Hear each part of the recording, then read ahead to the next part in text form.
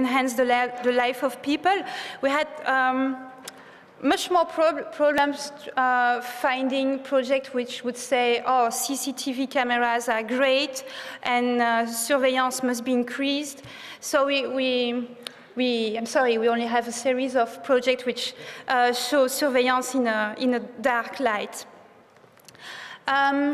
This game is a game about airport insecurity. It's for mobile phone. It's been released in November, I think, and it's totally based on the rules of airport security since 2002.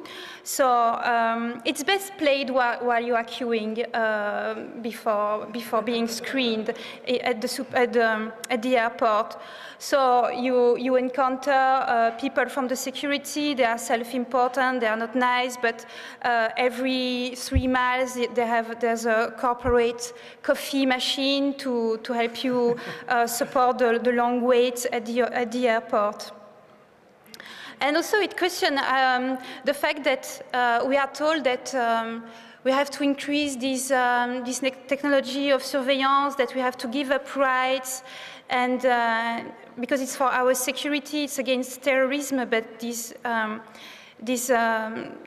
security procedures at airport are not 100% efficient anyway. Then there's a series of projects which criticize the homeland security threat level. It's a system in the US which gives colors according to, today it's a very dangerous day. There's a high level of threat, a high level of possibility to be attacked by terrorists. So you check it, you can check it every day to get even more nervous, I don't know. And so some artists have decided to work on that. Like this one, he has made a vest. So this vest can keep you warm in case of a terrorist attack. But it's also network. So if you are in a Wi-Fi environment, the level of threat on the jacket will be lighted. And there are others like that. There's also a blanket which will get warmer if the threat is higher, because it will comfort you more. Also, Jonah Brucker-Cohen made something, I think, very interesting. This Homeland Security system is made internally and probably a bit arbitrarily.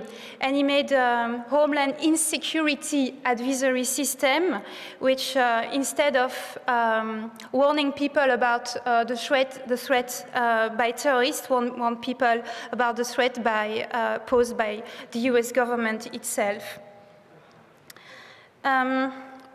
This is a project I really like.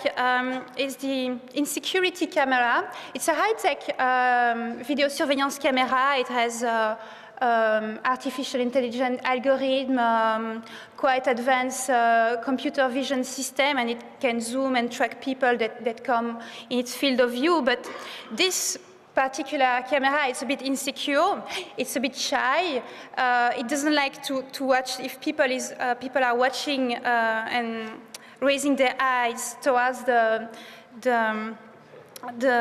there a video? Okay, there's a video. Towards the camera will turn away. Also, it's frightened when there's a sudden noise. Is it okay? Am I not talking too? It's going good.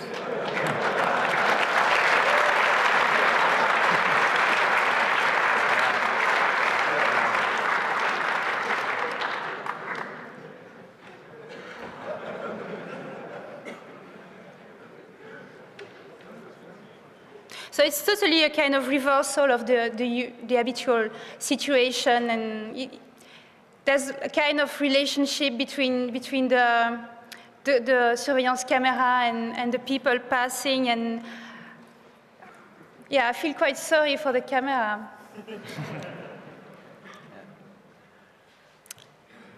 You said an anecdote. This one is a kit. And with the kit, you have a mobile phone jammer and also a tape. And on the tape, it's a yellow. Maybe there's a better picture here. No, there's not a better picture. Yes, it's yellow and black, like on crime scenes, and you put it on on the place you have selected, and you put the mobile phone jammer, and there's no signal of mobile phone, but you see as a more interesting anecdote. Tangent from that. Well, I mean, well, Pedro Sepulveda, who's worked on this project, whose project it is, he's looking in general at the kind of digital technologies, aesthetics, how they can affect architecture. He's an architect by training.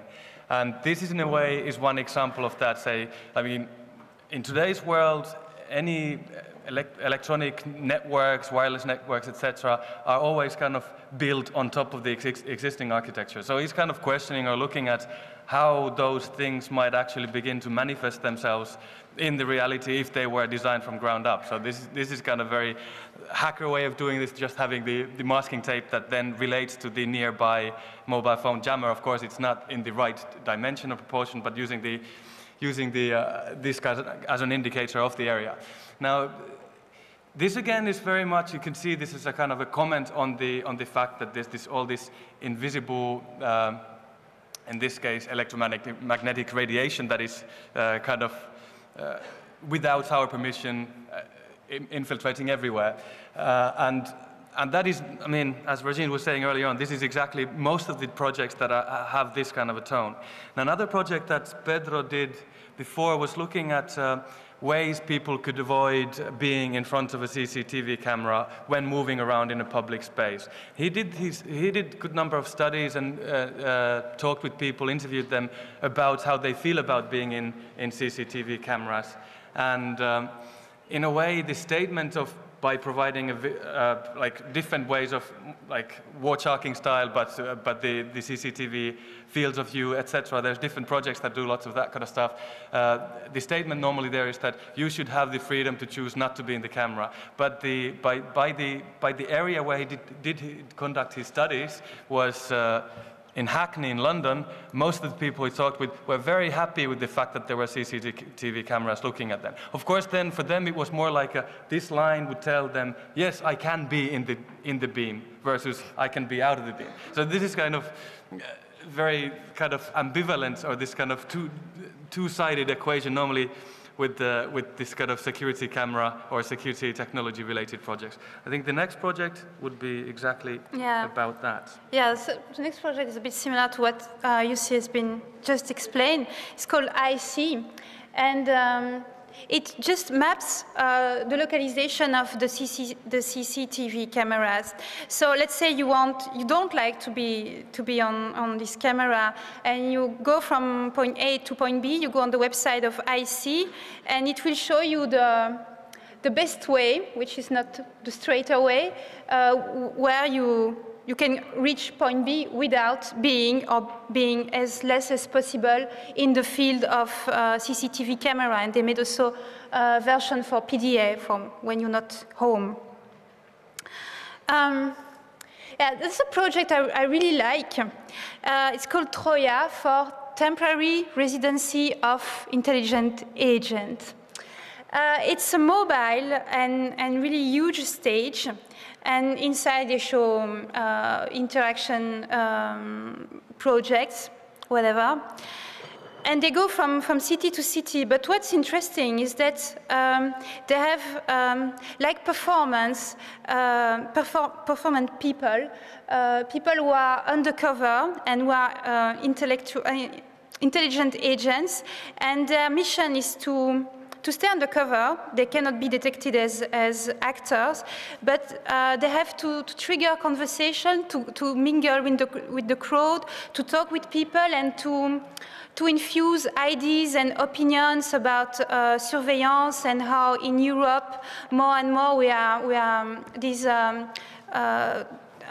surveillance control, this technology of control are taking ground in Europe, and really trying to talk with people and have conversation with them, and the hope is that once the stage is going to another city, people will remand this conversation. They will go home and talk about it, maybe with their family, and it's I think it's quite a clever way to to let people know about it and to raise the awareness. Yeah, many projects. This one is Life's a user manual, and it's a woman, it's Michelle Terran, and she walks in the street. She's dressed as a homeless person, and she's got a cart, and rugs on the cart and discarded objects, but underneath she's got a mobile computer system that just snatches the surveillance camera broadcast and show them on TV screen, which are on the side of the cart, so everybody can see exactly what these surveillance cameras are shooting.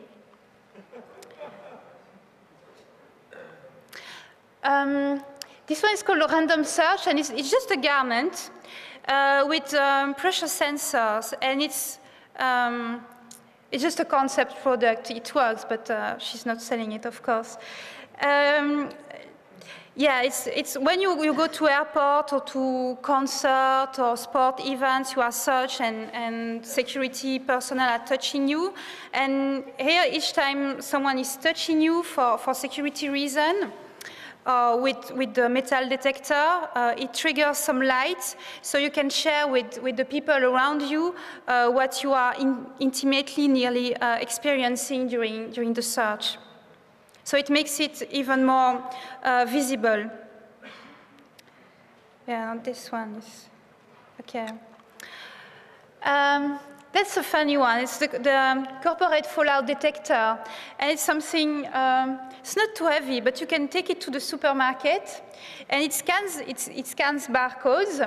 And according to there's a huge database behind it, of course. And according to the ethic and the respect to that the manufacturer of the product has for the environment, it will make more and more noise. So if you buy a can of beans and the manufacturer doesn't have a good behavior, doesn't respect environment, and doesn't have very good ethics, it will make really a lot of noise. And that's probably, yeah, as most of you probably have one of those original devices at home, you notice the repurposed Geiger meter as the source. Yeah, it kind of highlights the notion of danger. This is a headscarf. It's called Tika. The design is inspired by what Muslims are wearing. And so it's a way to draw attention to the fact that after 2001, there were a systematical, they were checking, how can I say, systematical profiling of Arab citizens or Arab-looking citizens. So there's something here on the shoulder, on the left shoulder, and if you press the button, it will show a beam of light, and the surveillance camera won't detect your face exactly, you would just see a beam of light. And also the clothes is reflective to protect your face again. And it's quite, how can I say, on the one hand, it just asks for increased surveillance because the person who wears it just screams, oh, she's someone from Islam because she's got that headscarf. And on the other hand, it protects you, so it just highlights the discrimination. Okay, your turn. Okay, very good. So now we go about faking it. So in the beginning, I was saying about the way media artists have often a way of trying to get their points across with whatever means possible. Sometimes it results in fully functional things, other times it doesn't. And in a way, my question perhaps to you today is very much about, so which way is the more appropriate? Is it okay to fake things? And if so, how should you do it the best way? So I'll show you 4 projects that kind of relate to the subjects. The first one is a project by Georg Tremmel and Shiho Fukuhara called Biopresence. The idea is very simple. Most of our DNA, or most of the DNA in most of living things, is junk.